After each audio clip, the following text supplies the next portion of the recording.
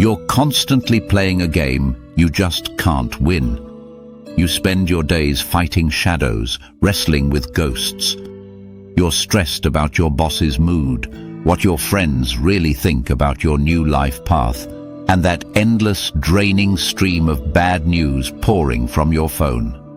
It feels like you're drowning in a sea of obligations, opinions, and outcomes you have absolutely no command over.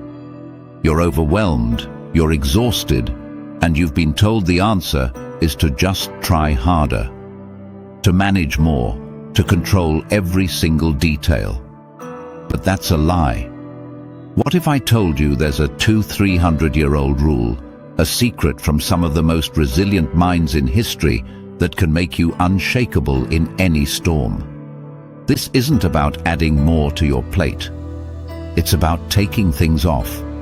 This ancient Stoic principle, the dichotomy of control, shifts your focus from 1,000 points of anxiety to your single point of power, unlocking a level of calm and confidence most people will never experience. Stay with me, and I'll show you exactly how to apply this profound wisdom to your modern life, step by step. The first and most crucial step is to draw a line in the sand. This principle was foundational to Stoicism from its very beginning with Zeno around 300 BCE. But it was the philosopher Epictetus who famously distilled this core idea almost 2 millennia ago. And his life gives this idea weight. He was born enslaved in the Roman Empire and, through the power of his own philosophy, became one of its most influential teachers. He put it with radical simplicity. Some things are within our power, while others are not. This is the dichotomy of control. It's not just a clever idea, it's a practical tool for sorting your entire world into 2 distinct categories. In the first category are the things that are truly yours, the things that are up to us. This is a very short but very potent list. It includes your opinions and judgments, your motivations, your desires, and most importantly, your own actions. Think about it. Nobody can force you to hold a particular belief. No one can dictate your inner character. And no one can choose your response to a situation for you. This is your exclusive domain. This is your circle of power. Now, for the second category. Basically, everything else. This list is infinite. It includes your body. You can influence its health, but you can't control your genetics, accidents, or the process of aging.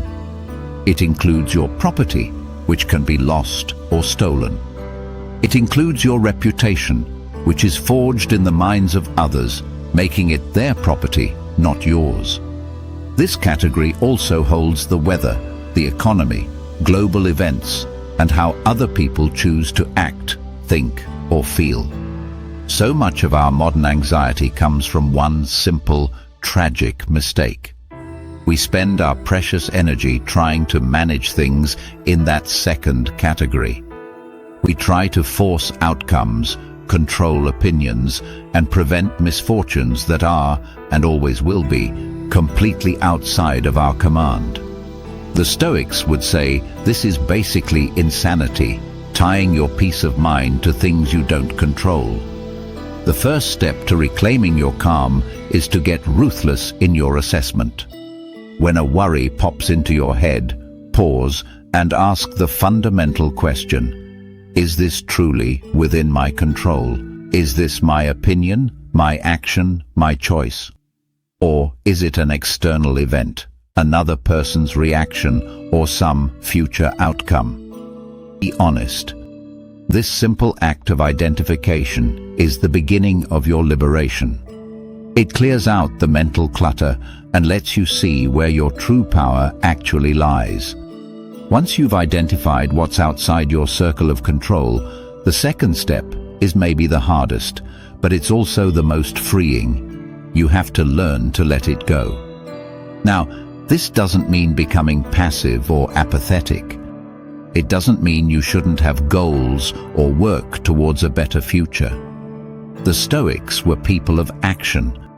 This is about a deep mental shift. It's about practicing what the Stoics called indifference to things that are not up to us. Think of an archer. The archer can control the quality of their bow, the straightness of their arrow, their stance, their breathing, and the moment they release. All of this is within their power. They can and should focus on perfecting every single one of these actions. But the second that arrow leaves the bow, it's no longer in their control. A sudden gust of wind, a subtle movement of the target, 1,000 other variables come into play. The Stoic archer attaches their sense of success not to hitting the bullseye, the outcome, but to the perfect execution of their part, their actions. This is the art of letting go. It's the practice of detaching your emotional well-being from outcomes. You pour all of your energy into your effort, your integrity, your response, and then you accept the result, whatever it is, without anger or despair. Why? Because you've already succeeded by doing your part to the best of your ability. Worrying about that gust of wind is a waste of energy you could have used to perfect your aim. In our daily lives, this means letting go of the need to be liked by everyone. You can control how you treat others. You can be kind, just, and honest. That's your part. You can't control if they like you back or what they think of you. So, you let it go. It means letting go of anxiety about the future. You can control how you prepare for a presentation. You can research, practice, and organize your thoughts. That's your part. You can't control if the projector fails or a key client gets sick. So you accept that possibility and let it go.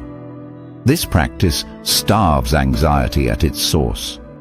Anxiety is just a futile attempt to control the uncontrollable. By consciously deciding to release your grip on these external factors, you reclaim an immense amount of mental and emotional energy. As Epictetus warned, if you chain your happiness to things that are not up to you, you are destined for frustration. The real path to peace is to make the best use of what is in your power and take the rest as it happens. Once you've identified your circle of control and started letting go of what's outside it, you're left with this powerful concentration of energy.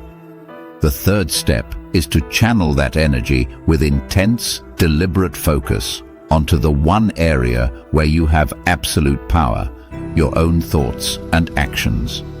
This is where you stop being a victim of circumstance and start being the author of your life. When you stop wasting energy on things you can't change, the traffic, the stock market, your co-worker's mood, you free up all that power to invest in what you can change. Instead of just reacting to the chaotic world around you, you become proactive within your own mind and your own behavior. Let's make this real. You're in a tense meeting and someone unfairly criticizes your work. The old you might have focused on everything you can't control, their unfairness, what everyone else in the room is thinking, the potential damage to your reputation. And the result? Anger, defensiveness, and a downward spiral of negativity. The Stoic, practicing this rule, immediately brings the focus inward. They ask, what is up to me right now? It's not the criticism, that already happened. It's not what others are thinking, that's their business. What's up to you is your response. You can choose to listen calmly instead of reacting defensively. You can choose to ask clarifying questions instead of launching a counterattack. You can choose to see the criticism not as a personal assault, but as just information, and decide what, if anything, is useful in it. This is an act of wisdom. one of the 4 cardinal Stoic virtues. By focusing your energy here, you not only avoid the poison of anger and resentment, but you often steer the situation toward a better outcome. You maintain your dignity. This shift from an external to an internal focus is a superpower. It builds what psychologists call an internal locus of control, a core belief that you are in the driver's seat of your life, which is strongly linked to confidence, resilience, and lower stress. Marcus Aurelius, the Roman emperor and Stoic philosopher, wrote to himself, "The cucumber is bitter, throw it out. There are brambles in the path. Go around. That's all you need to know." He didn't waste a single word complaining about bitter cucumbers or unfair brambles. His entire focus was on his response, the only thing he could control. This isn't about suppressing your emotions. It's about redirecting your energy from useless complaining to useful action. Your power isn't in shaping the world to your will. It's in shaping your will to the world. Look, philosophy is useless if it just stays in the clouds. The beauty of the dichotomy of control is how practical it is. It's a tool you can use every single day, right in the trenches of modern life. The 4th step is to turn this philosophy into a daily habit. One of the most effective methods is a simple mental exercise, sorting your worries. When you feel that sense of overwhelm, grab a piece of paper or open a note on your phone. Make 2 columns, things I can control and things I cannot control. Now, list everything that's stressing you out. Worried about a performance review? Your boss's final opinion goes in the cannot control column. But preparing my list of accomplishments, practicing my talking points, and choosing to have a calm, non-defensive mindset go squarely in the can control column. Anxious about a family conflict? The other person's behavior and past grudges go in the cannot control column. Speaking my truth calmly and respectfully, setting firm boundaries, and choosing not to get sucked into pointless arguments go in the can control column. This simple act does 2 things.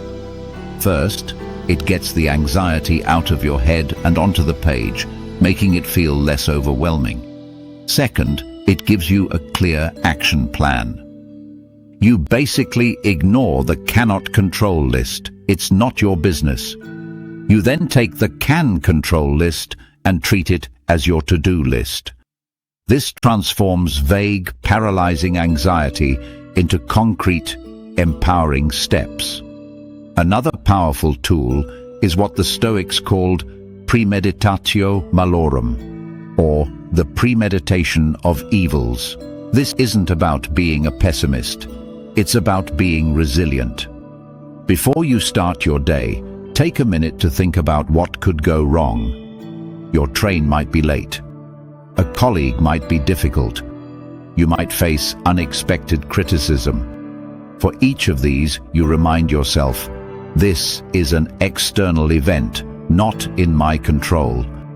But my response is in my control. If the train is late, I can choose to be patient and listen to a podcast, or I can choose to fume with rage. If my colleague is difficult, I can choose to keep my composure, or I can choose to get dragged into a fight. By preparing for these things in your mind, you rob them of their power to shock and disturb you. You've already accepted they might happen and rehearsed your chosen response. You become unshakable, not because bad things don't happen, but because you've decided in advance that your inner peace won't depend on them. You become a fortress, calm and secure, because you finally understand where the gates truly are. For over 2,000 years, this single principle has been an operating system for emperors, artists, soldiers, and leaders. It helped them navigate plagues, wars, and betrayals with a sense of purpose and calm. This isn't just some ancient secret, it's a timeless truth about being human. You can't control the world, but you can always control your response. And in that response, you'll find your freedom. Start today. The next time you feel that familiar pang of anxiety or frustration, just pause. Ask the question, is this mine to control? If it's not, practice the art of letting it go. If it is, focus all your energy on doing your part with excellence. This isn't a one-time fix, but a lifelong practice. It's a muscle you have to train every day. But with each repetition, you'll feel your foundation getting more solid, your mind getting clearer, and your spirit becoming unshakable. If this idea resonates with you, and you want to explore more timeless wisdom for building a resilient mind, make sure to subscribe and hit that notification bell. And I have a question for you. What is one thing you've been worrying about that you now realize is outside of your control? Share it in the comments below. Letting it go begins with naming it. Thanks for watching. Remember, you don't need to control everything to find peace. You only need to control your own mind.